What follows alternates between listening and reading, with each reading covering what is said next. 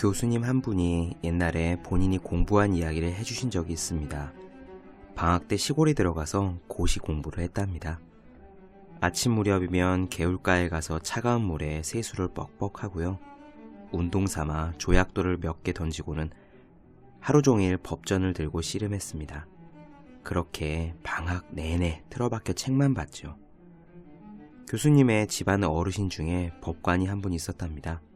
방학을 마치고 인사를 드리러 갔는데 보자마자 대번에 그동안 공부를 열심히 했구나 하고 반가워하셨답니다. 보지도 않고 어떻게 아시느냐라고 질문하니 얼굴이 백지처럼 새하얀 것을 보면 구태여 말하지 않아도 안다라고 껄껄껄 웃으셨다 합니다.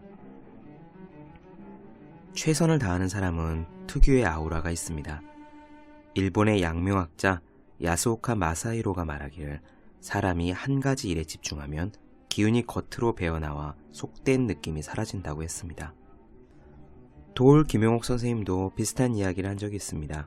외국에서 공부할 때 복도에서 지나가던 교수가 그를 보고 대뜸 열심히 사는 사람이군요 라고 말했다고 합니다. 어리둥절하던 도올 선생님에게 그는 눈을 보면 압니다 라고 말을 덧붙였다고 해요. 여러분이 최선을 다하고 있는지 다른 사람들은 보면 압니다.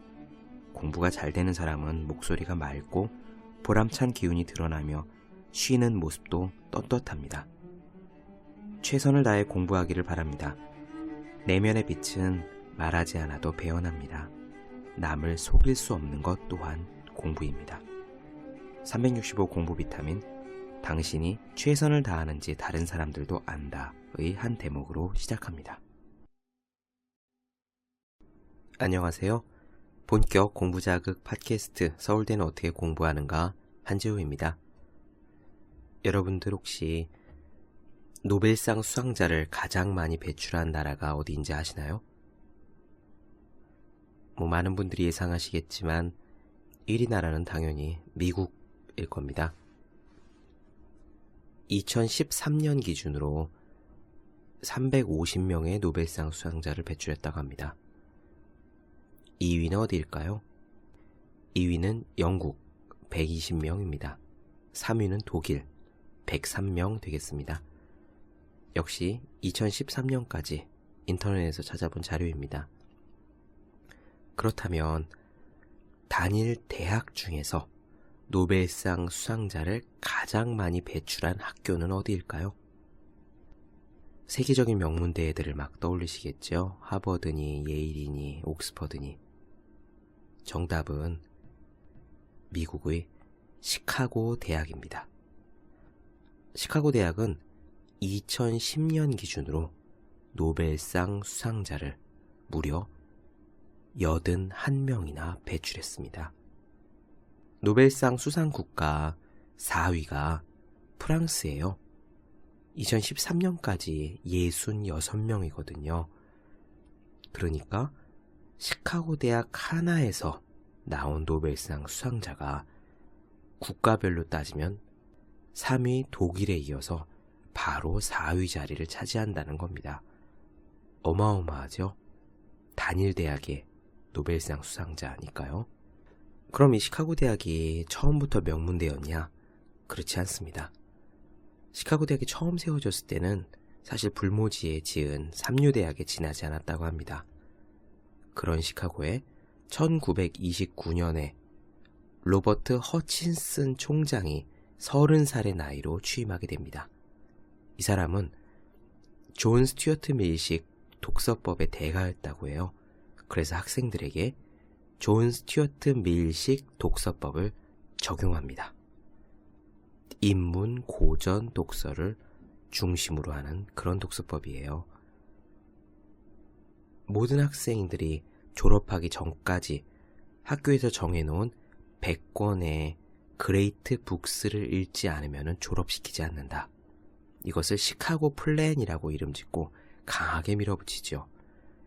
그 그레이트 북스의 목록이 인터넷 찾아보면 있습니다. 미합중국 독립선언서, 플라톤, 아리스토텔레스, 성서 중에 신약 중 마태복음, 톨스토이의 소설, 소로우의 월든, 셰익스피어의 햄릿, 그런 책들이 있습니다. 아무튼 이 허친스 총장이 시카고 플랜을 밀어붙인 이후 80년 동안 시카고 대학은 그야말로 상전벽해, 하늘과 땅이 뒤집어지는 그런 위상의 변화를 겪게 됩니다. 무려 80명이 넘는 노벨상 수상자가 쏟아져 나왔으니까요. 이러한 변화를 가능하게 만든 것은 다름 아닌 존 스튜어트 밀식 고전 독서법입니다. 그래서 저는 오늘 존 스튜어트 밀, 그의 독서법에 대해서 이야기를 한번 나눠보고자 합니다. 밀은 누구일까요? 우리가 고등학교 윤리 시간에 밀에 대해서 배웠습니다. 공리주의자라고요. 공리주의자 2명 배웠던 기억이 나요. 벤담하고 밀입니다. 최대 다수의 최대 행복을 이야기한 벤담이 양적 공리주의자라면은 밀은 질적인 행복까지 추구해야 된다라고 주장했던 사람이었습니다. 그가 남긴 유명한 말이 배부른 돼지보다 배고픈 소크라테스가 낫다, 그런 말이죠.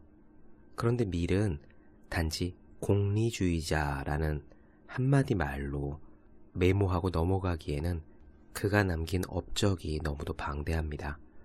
그가 활동했던 분야만 해도요, 사회학, 철학, 정치경제학, 논리학, 윤리학, 정치학, 사회평론 등등 매우 다양합니다. 그렇다고 밀이 평생 학문에만 정진한 교수나 연구자였냐? 그렇지도 않습니다.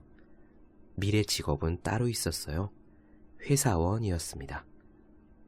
동인도 회사라고 영국의 해상무역을 담당했던 회사의 직원이었습니다. 그는 이 동인도 회사에서 35년간 일을 했죠. 업무량은 상당히 많았고 직원이 마음대로 할 수 있는 것이 그렇게 넉넉지 않아서 나름 직장인으로서의 스트레스도 받았나 봅니다. 밀이 직접 남긴 존 스튜어트 밀 자서전에 보면은 자신이 회사에 들어갔기 때문에 배웠던 점들이라고 이렇게 기술하고 있습니다. 1825년 5월 아버지가 나를 위하여 동인도 회사에 일자리를 얻어줌으로써 이때부터 35년 동안의 내 직업과 신분이 결정되었다.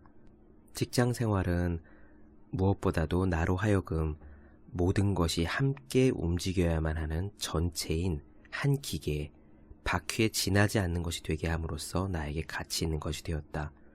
저술가로서는 내가 혼자서만 생각하면 되었고 내 생각을 막상 실제에 적용할 때면 부딪힐 장애가 하나도 없었을 것이다. 하지만 나는 행정상의 통신을 맡아보는 서기관이었기 때문에 어떤 일을 실천에 옮기게 해야만 할 때 나는 생각이 다른 여러 사람을 만족시키지 않고서는 어떤 명령을 내릴 수도 없었고 의견을 발표할 수도 없었다. 그래서 나는 어떤 생각을 습관상 척척 받아들이게 되어 있지 않은 사람들로 하여금 그것을 가장 쉽게 받아들이게 하는 방법을 실제로 찾아내는 좋은 지위에 있었다. 나는 모든 것을 획득할 수 없을 때 어떻게 하면 최선의 것을 획득할 수 있는가를 배웠다. 또 모든 것이 내 뜻대로 되지 않았다고 해서 화를 내거나 낙심하지 않고 조금이라도 내 생각대로 된 것이 있으면 그것으로 기뻐하고 용기를 얻는 것을 배웠다. 그리고 정 아무것도 내 생각대로 되지 않을 때라도 남에게 전적으로 제압된 것을 아주 평정한 마음으로 참고 견디는 것을 배웠다. 네, 이런 글을 보면 존 스튜어트 밀도 직장인으로서 우리가 받는 스트레스들을 거의 비슷하게 받았지 않았나 하는 생각을 할 수 있습니다. 그런데 그럼에도 불구하고 직장인으로서 틈틈이 연구를 하면서 어떻게 이렇게 방대한 분야에 업적을 남길 수 있는 사람이 되었는가? 밀은 그것을 자신이 어릴 적에 아버지로부터 받은 독서 교육 때문이었다고 말합니다. 자기가 천재거나 특별히 탁월한 무언가가 있어서가 아니라 보통 사람에 지나지 않았는데 단지 체계적이고 강도 높은 독서 교육을 받았기 때문에 자기가 이렇게 될 수 있었다라고 확실히 이야기를 했어요. 굉장히 끌리는 이야기입니다. 그렇지 않은가요? 저희들도 이렇게 일을 하고 틈틈이 시간을 내어 책을 보고 공부를 하면서 자기가 하고 싶은 목표와 꿈을 쫓고 있잖아요. 그것들을 한숨에 확 앞당겨서 빨리 배우고 보다 깊이 있는 사고를 하고 훨씬 더 탁월한 성과를 내놓을 수 있는 비결이 있다는 거죠. 제가 존 스튜어트 밀 자서전을 읽고 나서 몇몇 지인들에게 이 책 되게 재밌더라 라는 이야기를 했더니 대뜸 이렇게 이야기하는 지인들이 많았습니다. 스튜어트 밀 그 사람은 천재예요. 네, 그렇습니다. 스튜어트 밀이 읽은 책들은 차원이 달라요. 오늘 이야기를 들어보시면 아시겠지만 아마 깜짝 놀라실 겁니다.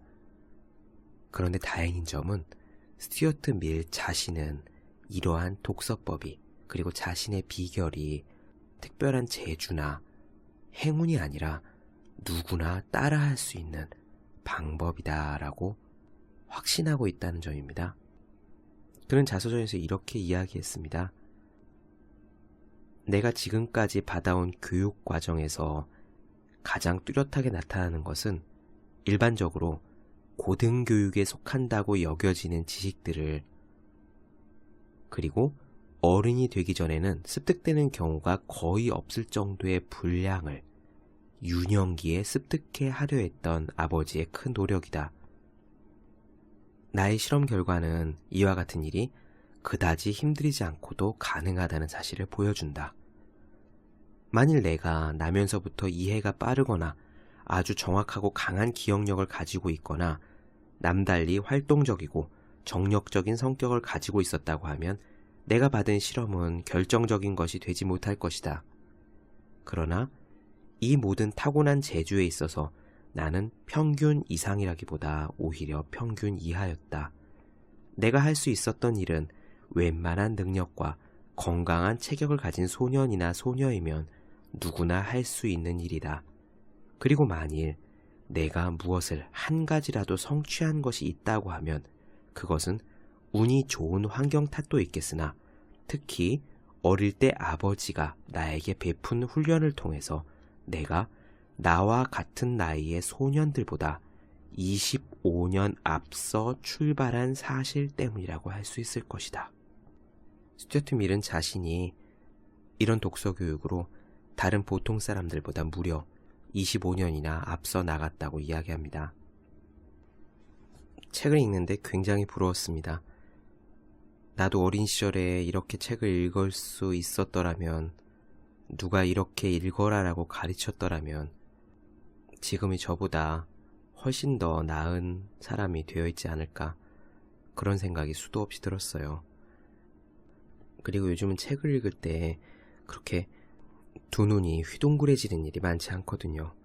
그런데 이 책 존 스튜어트 밀 자서전은 간만에 정말 깜짝깜짝 놀라는 문장들이 많았습니다.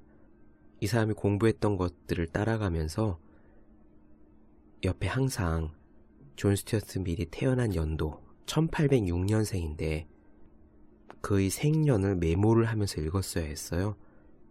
이 사람이 이런 책을 읽고 이런 행동을 한 것이 도대체 몇 살 때인가를 잊지 않기 위해서 뭐만 하면 옆에 1806을 적어가면서 도대체 몇 살 때인가를 기억해야 됐거든요.